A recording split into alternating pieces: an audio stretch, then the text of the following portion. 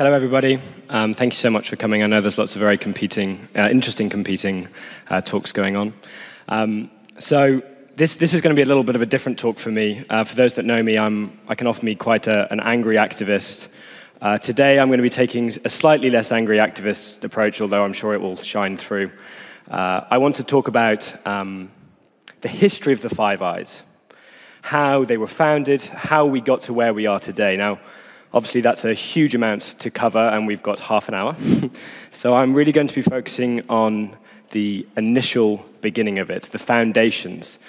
It seems to me that while the incredible reporting that's been done has covered so much about what we know, often the historical context can be just as informative on thinking about how we got here and also how we want to go from here, what we want to do. So, to begin, it's hard to imagine now with every single story that's coming out full of juicy details about exactly what's going on and, of course, the shocking nature of what's happening. But just a few years ago, the only knowledge that we had about the Five Eyes, this secret alliance between the UK, the US, Australia, New Zealand, and Canada, were footnotes in history books. Even full biographies of intelligence agencies, official biographies of intelligence agencies, barely mentioned them. It was a one line. We worked with our Five Eyes partners, nothing more at all. Still, on the British government website, there is no mention of the Five Eyes whatsoever. What we did know was thanks to the fantastic investigative journalism and work of a number of individuals. Duncan Campbell in the United Kingdom published a groundbreaking series of reports in the New Statesman in the 80s. Secret Power, New Zealand journalist Nikki Hagar, and of course James Bamford, who was writing about the NSA decades ago. In the foreword of Nikki Hagar's book, actually, there's a fascinating opening paragraph, and it's the foreword to the book, and it was given by David Lange, who is the former former Prime Minister of New Zealand. And in the foreword, he gave this statement: "It was not until I read this book, which detailed GCSB's history," that's the New Zealand spy agency, "that I had any idea that we had been committed to an international integrated electronic network. It is an outrage that I and other ministers were told so little, and raises the question of whom those concerned saw themselves ultimately answerable." For me, this encapsulates my concerns and my worries about the Five Eyes, separately to, of course, the concerns of every single individual agency. Because what we have here and what we've learned is not that these agencies are acting individually, not that GCHQ is acting with one arm and NSA is doing something completely different. This is the same organization.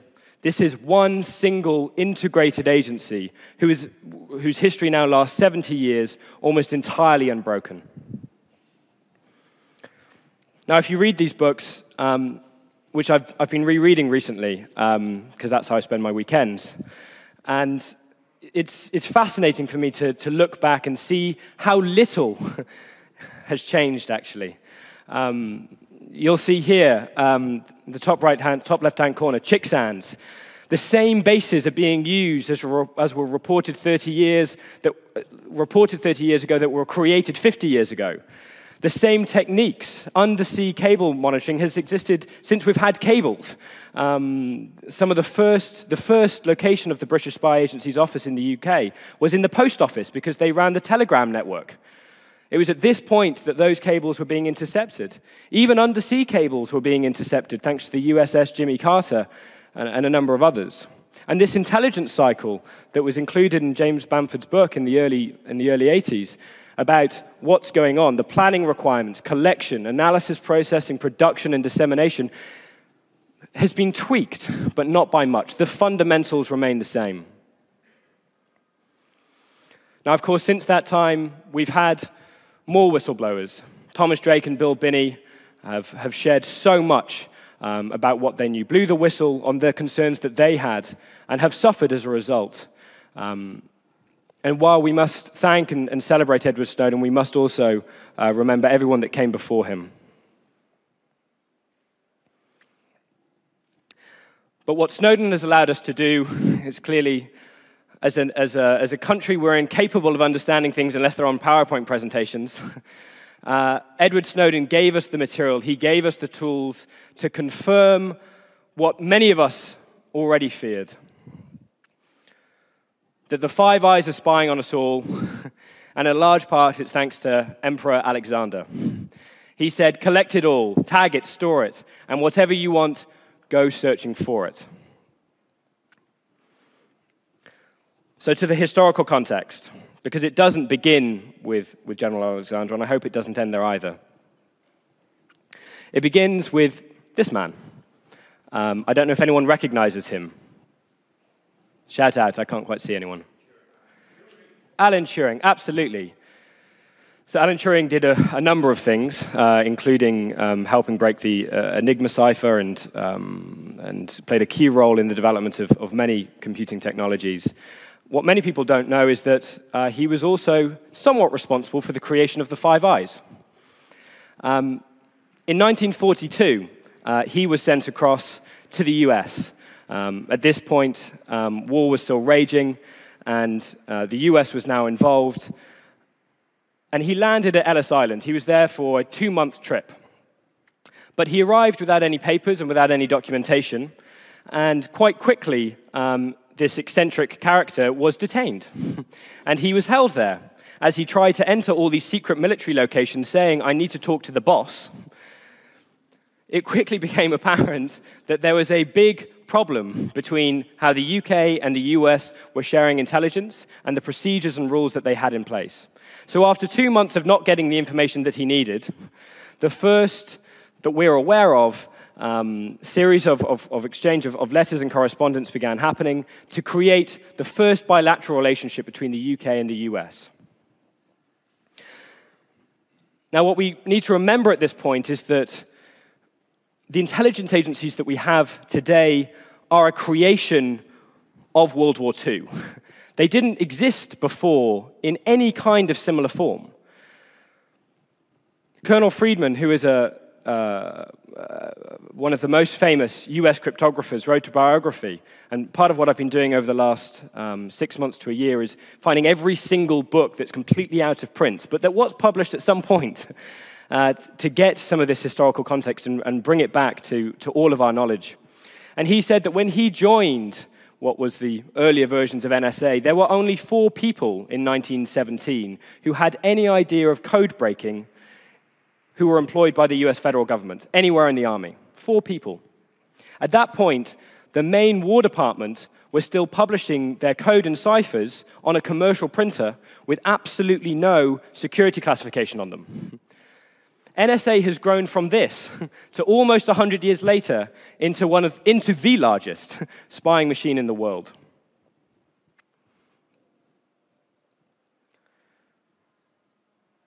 So in 1943, the British-American alliance, BRUSA, was agreed upon. This was the first document that relates to intelligence sharing as we know of it. And importantly, it doesn't deal in any way with peacetime spying. It only deals with wartime, and its intent and creation was to deal with only military and clandestine traffic, not diplomatic traffic, and certainly not minor yaw communications. This was a thing that came out of the needs at the time, war. A year later, the Government Code and Cipher School, which was the earlier version of GCHQ out of Bletchley Park, that some of us might be familiar with, sent their missions to Canada and to Australia. They came back, and they were given a mandate from those governments to negotiate with the US on their behalf for a new treaty that included a larger bit of, at that point, still the British Dominion. The war ended, and the British Labour government decided that it was going to sell jets to the Soviet Union. Now, this made the Americans mad, and for the next 3 years, intelligence sharing stopped. It was placed under review, and if that had been the end of it, none of this may have happened. Alas, the British decided that it didn't need the Americans. It was going to go and talk to the rest of its dominion at that point. And so they tried to create a Commonwealth Signals Intelligence Organization. Now, this bold move annoyed the Americans even more. So the Americans, noticing that there could be a major rival in signals intelligence, decided to bring the British back in. And so in 1948, the UK-USA security agreement was signed. Now, the name represents the power in this, UK-USA. Even though Australia, Canada, and New Zealand are members, at this point, they're still basically secondary members to the UK. And as the text of it is written, and this is all available at the UK National Archives at Kew, they were released 2 years ago, to everyone's surprise. It's about 200 pages of very hard-to-read documentation. I have read it all. If anyone else has, I would love to speak to you about it. I'm struggling to find anyone that wants to talk to me. But here the text is. And so it puts the NSA, the US, as the first party, UK, Australia, New Zealand, and Canada as second parties, and the rest of the world and any other alliance that gets formed as third parties after that. And of course, you'll see that in the documents that have been released by Edward Snowden and the journalists that have been working on them, while something might be reported as a UK story or an Australian story, actually, if you look at the top or the bottom of most of the slides, they say something like this. I'm sorry they're so blurred. I'd love the slides to be published in higher quality, but they say top secret. Communications intelligence released to US, Australia, Canada, Great Britain, and New Zealand, or released to Five Eyes, FVEY. So some of the most secret and secure programs, some of which are being reported as the NSA doing X, Y, and Z, is being made available to all parties. And that's because all of the parties are working still so closely together. So what does the text of the document actually say? Well, it begins by saying that the parties agree to the exchange of the collection of traffic, communications, documents, and equipment, traffic analysis, decryption, but also ways in which they're collecting information.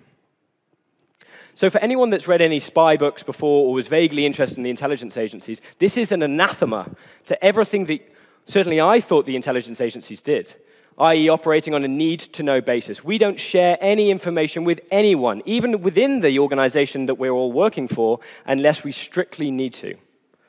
And yet the starting point of this is not that information can be shared when it suits the agencies, but that everything gets shared all the time. This is fundamentally different to how CIA works, how MI5, MI6, and any other kind of intelligence agency. This is unique to signals intelligence. And in accordance with the agreements, they share every product, all traffic, including the raw traffic. The only exception is if providing the raw traffic would rob the original party of that traffic, because at this point, so much of it was hand-transcribed headsets from audio that was recorded. And recognizing that the world was a large place, the parties of the arrangement decided to split the world up. So they allocated tasks to different agencies. New Zealand deals with Asia, Britain deals with Africa, etc., etc. Again, the fundamental premise being not that these are separate organizations, but they are acting together as one. And more than this, bases were set up. So here's the arrangements of how they affect Australia and New Zealand. This is the text that created what we now know as Pine Gap, an Australian base that is still playing a key role, particularly in the US operation of drones and drone strikes, which is here today. And what we get from this is that the national product becomes indistinguishable. SIGINT customers in both capitals don't know which country generated the access or the product, so much so it's so close that it's an organizational mess. These are quotes that are published in kind of sporadic books that have been written over the decades with one comment here or the other comment there. Now, at this time, and maybe I should have made this clear at the beginning, there is no public treaty that governs this. We do not know what the text of the arrangement is. In the United Kingdom, the bit of legislation that governs the interception of communications, RIPA, makes no availability for the sharing of intelligence data whatsoever. It doesn't set out in any kind of clearly prescribed way receipt of information, whether it's illegal to task another organization to spy on someone else, or anything like that. And what we've got here is the fact that actually national product, not even 1/5 of what might be going on, but even less than that, given how large NSA is. In fact, what we now know is that GCHQ receives as much as 66% of all its intercept from NSA. And we have nothing in law in the UK to deal with this adequately. It's the same in Australia, it's the same in New Zealand, same in Canada, and same in the US. This is the black hole of law dealing with interception. So for a long time, these intelligence agencies worked well, collecting signals as they came out until space happened. And this is when everything changed. ShareAlike. The US started putting signals intelligence satellites into space. The take was so enormous that all of a sudden the NSA couldn't deal with it, and they started churning out money to other partners, because when the satellites are flying overhead, you need to dump that data straight down to the ground to be able to collect more. And all of a sudden, the partnership got more tightly integrated. These bases are the same ones that are running today. This is a slide that was published by Globo, and it names the bases as they are around the world. Notice Sounder in Cyprus. This had the same name in the 1920s as it does now. These are the same bases. They have been here for more than 70 years doing exactly the same thing with exactly the same code words. And with this change to space, all of a sudden, the British started losing out. General Odom said that what the British brought in World War II, they do not bring anymore. That in 79 cents will only buy you a cup of coffee at 7-Eleven. They're not so frank anymore. And Britain had a choice. The rest of the Five Eyes had a choice at this point. Do we match NSA? Do we go to space? Do we spend that money? Or do we buy into the US? Australia, New Zealand, and Canada said, we're just going to buy into the US. We can't match it. We'll just give some money across. Britain said, we will try. This was straight after the Falklands War, in which the GCHQ had failed to convince the Americans to move some of their satellites to get the intercept they wanted. And so Britain tried its own program called Zircon.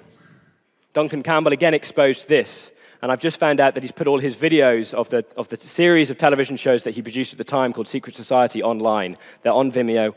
I recommend you watch them. They're brilliant. So Britain, after this was exposed, Britain, rather than spending an additional $300 million every single year in perpetuity, they decided to give their money to the US as well. And as the head of research at the State Department said, Britain made an extraordinarily astute investment buying into the US intelligence system.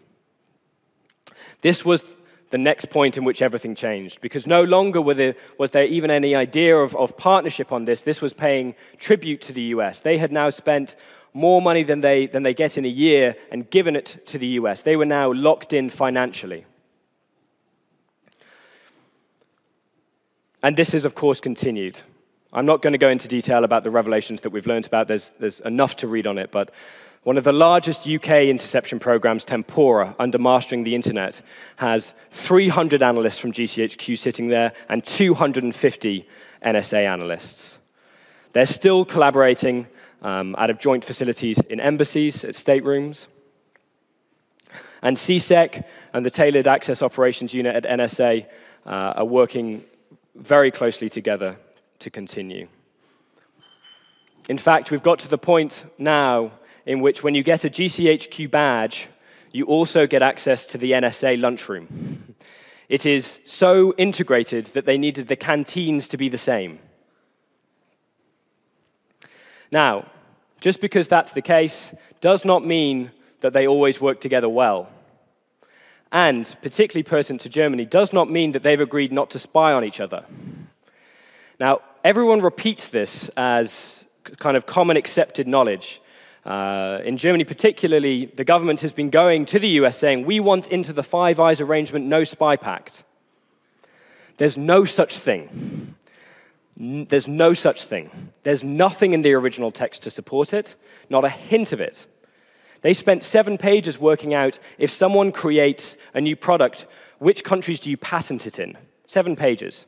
You would have thought that they would have mentioned something as important as we are agreeing not to spy on each other.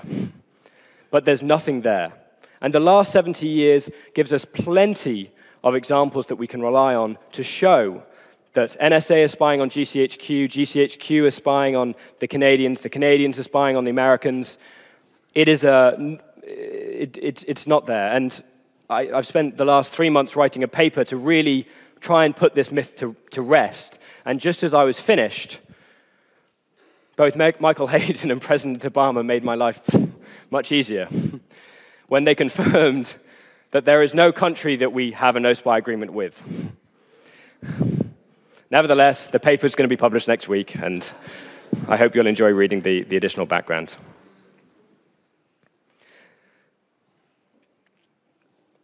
Now, this isn't going away. The image that I showed you earlier of the bases and where they're located, the fact that they've been there for 70 years now, this is just getting bigger.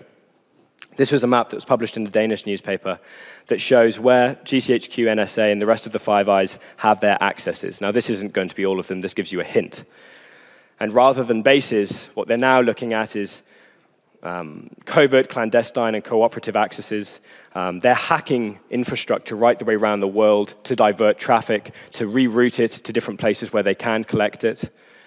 They are taking over every ability for us to communicate. They are involving themselves so deeply in the networks that there's no way that we can route traffic that ignores them. And they know this. The NSA Signals Intelligence Strategy, which was also published for 2012 to 2016, says, we want to revolutionize analysis, fundamentally shift our analytic approach from a production to a discovery basis. Now, what this means, you remember that second slide I showed, when it showed that intelligence cycle. It said collection, processing. Well, what that was collection is sending a plane. We want to go and collect some intelligence. We go and collect it. We then process it to work out, what have we got? Did we get a signal that we can read? We then analyze it, what was said or what was in it. You then write the document and disseminate it. That could bear some resemblance to a structure of law, right? You make a decision that you want to go and collect some information. You make an evaluation about whether it's necessary and proportionate, whether violating the fundamental rights of how many people can be justified. What the NSA is saying here is the exact opposite of that process. Everything is collected all the time. Our fundamental rights violated consistently, without fail, every second, allowing them to dive in to the database that they've collected and get access to it whenever they want. And finally, in the last few years before Snowden happened, we had pushes in the US for CLIA 2, new laws to get access to further data. We had pushes in New Zealand. The bill went through. We had them in Australia. We had them in Canada. We had them in the UK, the Snoopers Charter, pushing for greater powers than they'd ever had before, powers we now know they already had, under the premise that they were going dark, under the premise that they were losing access that they used to have, under the premise that modern technology is baffling them. Every single time you hear that, not just now, but in the next 5 years, maybe when this blows over, I want you to remember this, because they admit internally that the world has changed, and they've adapted to describe the current day as the golden age of signals intelligence. They know the power they have. They know that they are the strongest that they've ever been. It is not justifiable, the power and the access that they have. For the first time, almost since the intelligence agencies were created, we have the knowledge, both technically and legally, to meaningfully challenge them. And we must. So thank you.